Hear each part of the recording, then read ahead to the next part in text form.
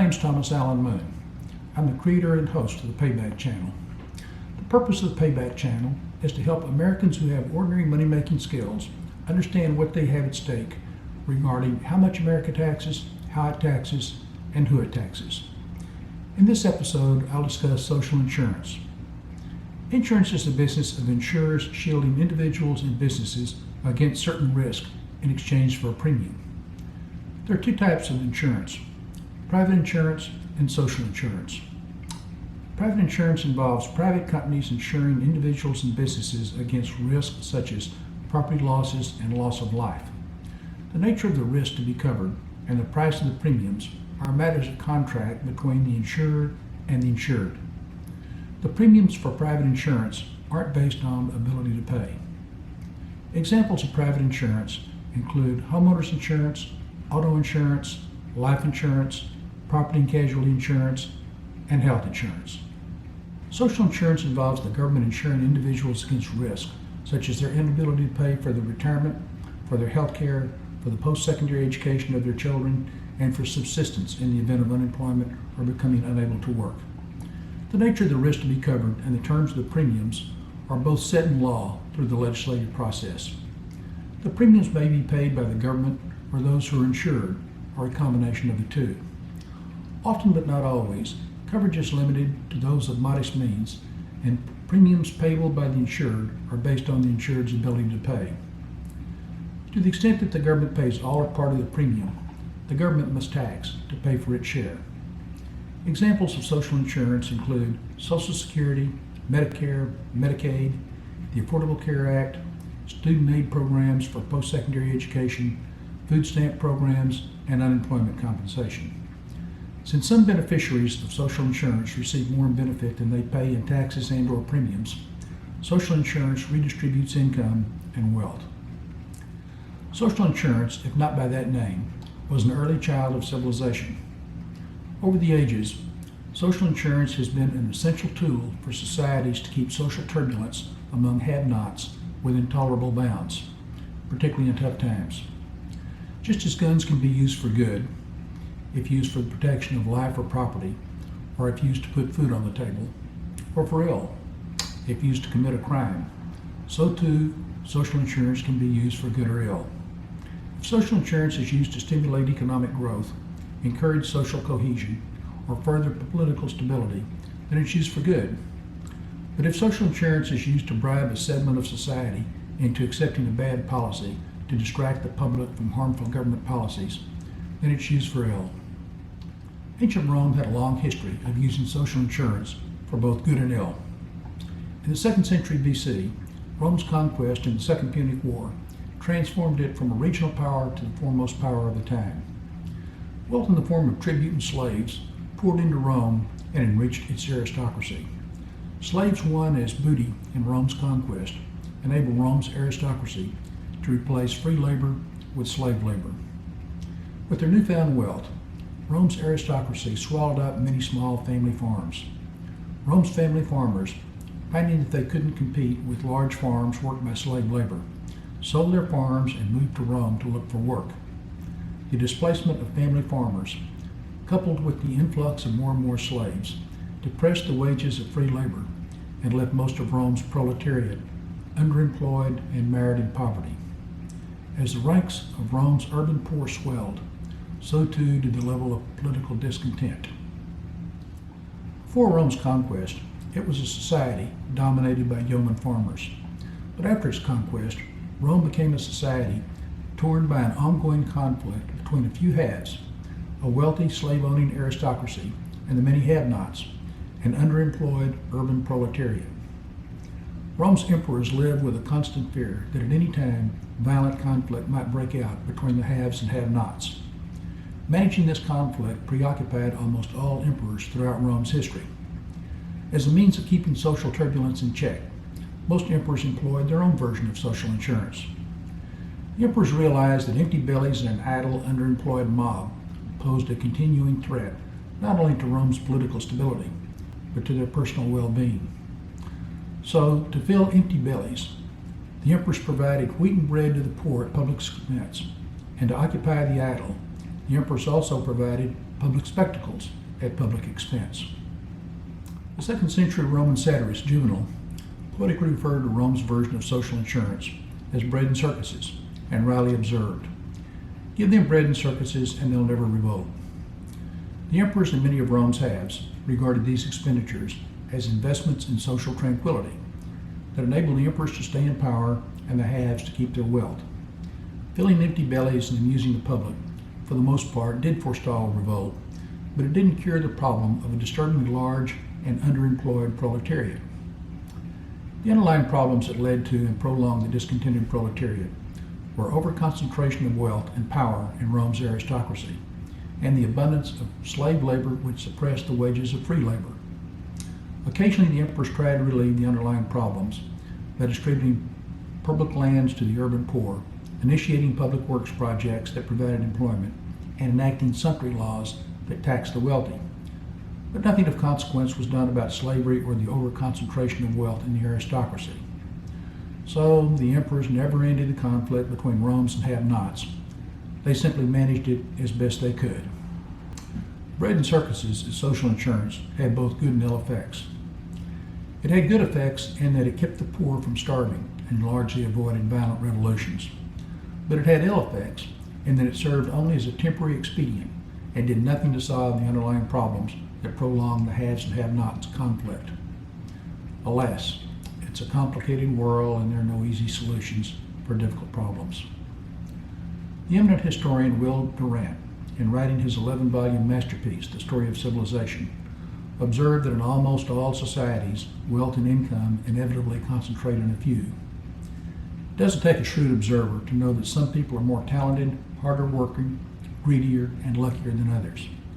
Given this reality, it should be obvious that wealth and income will concentrate in a few. The problem isn't the mere existence of haves and have-nots. The problem is either there are too many have-nots who have too little to have a decent standard of living, or if the disparities in the wealth and income between the very few haves and the very, very many have-nots widens too far. No society is free from the haves and have-nots problem getting out of control and leading to violent social conflict that can tear a society apart and throw it into chaos. For society to be healthy, it must not just mollify the have-nots, it must find ways for the haves and have-nots to work together for the betterment of all. Improving the health of a society requires policies that enable an ever-growing number of its members to produce and consume an ever-increasing amount of goods and services, advance shared common values, and further the belief that the government is acting in the interest of the society as a whole. Without economic growth, societies stagnate. Without social cohesion, societies splinter into antagonistic, squabbling groups. And without political stabilities, government can't cope with both internal and external threats. Today's America has its own haves and have-not problem that threatens its economic growth, social cohesion, and political stability. As shown in the prior episode discussing the redistribution of income and wealth, over the last 2 generations, America has become much richer in both income and wealth and is now the wealthiest society in history. But over the last 2 generations, almost all this increase in income and wealth has concentrated in the top 1%. While the top 1% shares of both income and wealth burgeoned, the bottom 90% shares shrank. In today's America, with mass communication through the internet, electronic media, social media, print media, and movies, everyone can see how everyone else lives, and everyone can make up their own mind if they're given a fair deal or a raw deal.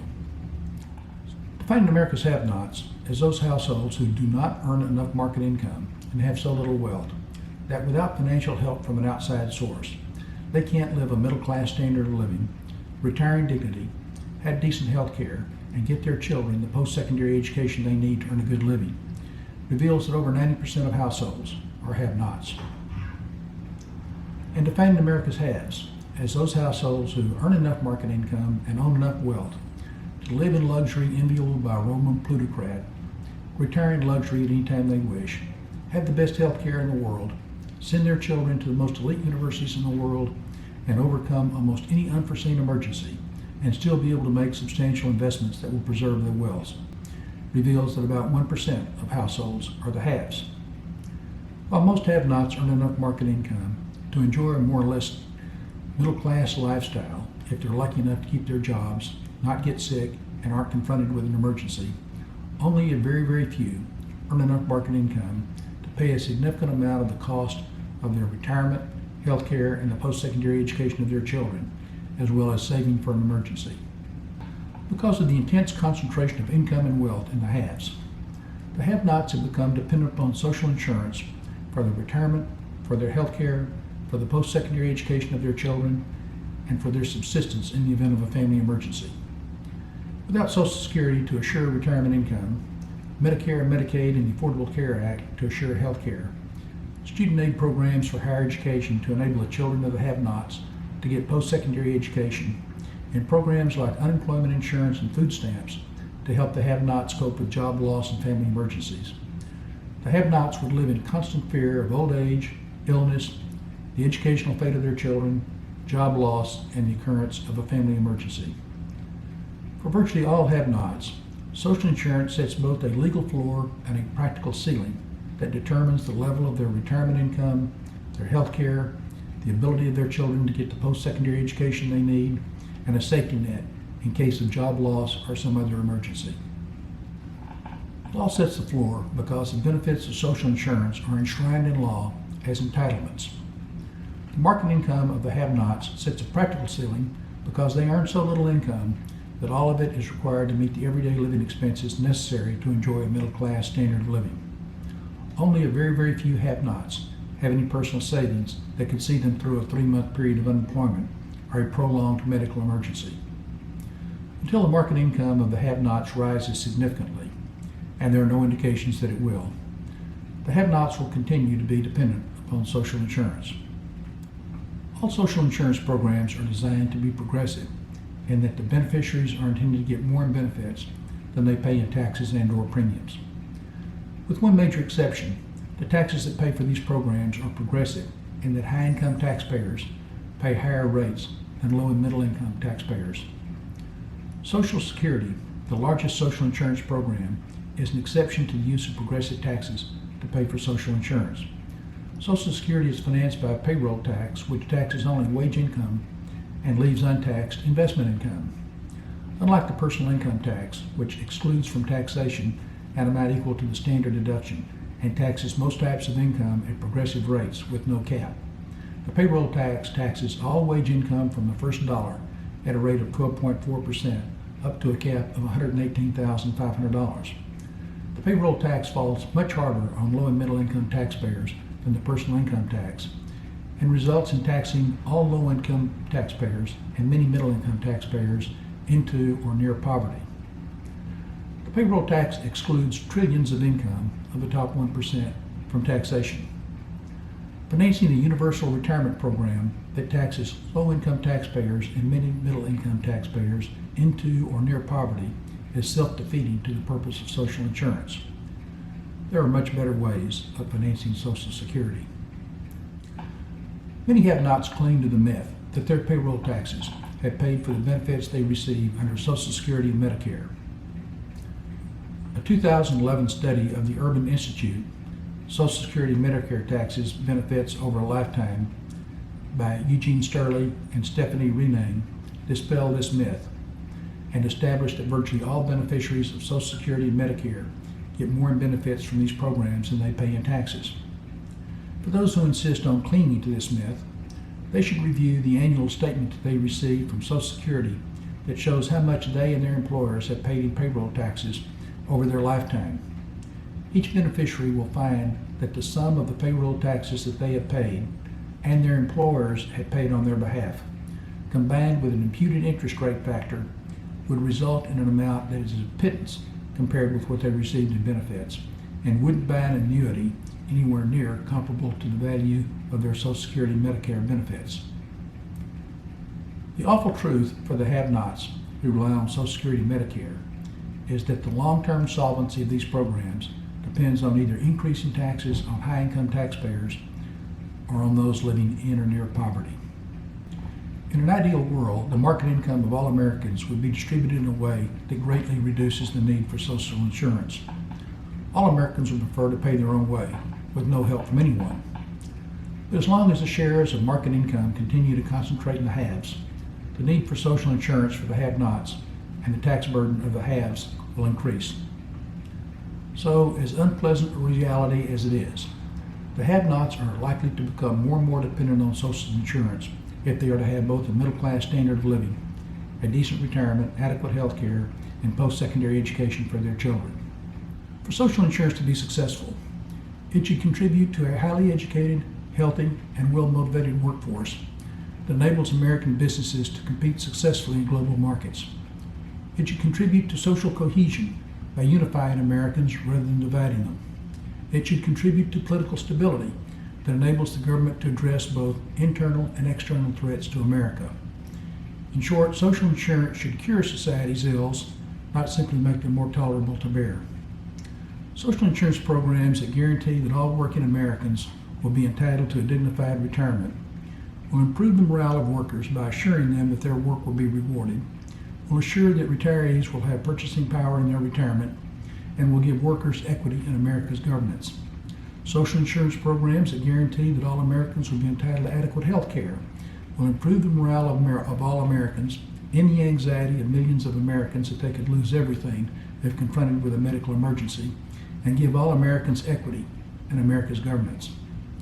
Social insurance programs that guarantee that all Americans who are willing and able to benefit from post-secondary education will be entitled to get the post-secondary education they need to realize their full potential will assure that America will have the best equipped workforce in the world and give all future workers equity in America's governance. Social insurance programs that guarantee that all Americans who lose their job due to globalization or automation will be entitled to job retraining and income maintenance will improve worker morale, update its workforce with new skills, and give displaced workers equity in America's governance. As history has shown, social insurance has the potential to contribute to building a healthy society if it's used for good purposes, but it also has the potential to corrupt a society if it's used for ill purposes. To prevent the ill use of social insurance programs, they should comply with the following principles. To be eligible for retirement benefits, a retiree should be required to earn them based on meaningful work requirements, to contribute to their costs during their working life based on their ability to pay. To be eligible to receive health care benefits, beneficiaries should be required to contribute to their costs based on their ability to pay, and beneficiaries should be penalized for the frivolous or overuse of medical services. To be eligible to provide medical services under social insurance, a provider must provide services in the most cost-efficient and transparent manner possible. Social insurance programs for post-secondary education should be treated as a public investment to educate and equip the most competitive workforce in the world, not as entitlement for anyone who wishes to access post-secondary education. To be eligible for assistance, a beneficiary should be required to demonstrate that they have the ability to become a productive member of America's workforce, to contribute to their costs based on their ability to pay and/or through public service, and to satisfy academic requirements on an ongoing basis and graduate within a scheduled time frame. Social insurance for job retraining and income maintenance should assist only those workers who have lost their jobs due to globalization or automation, not as entitlement for anyone who loses a job. To be eligible for assistance, beneficiaries must establish that they lost their jobs due to globalization or automation.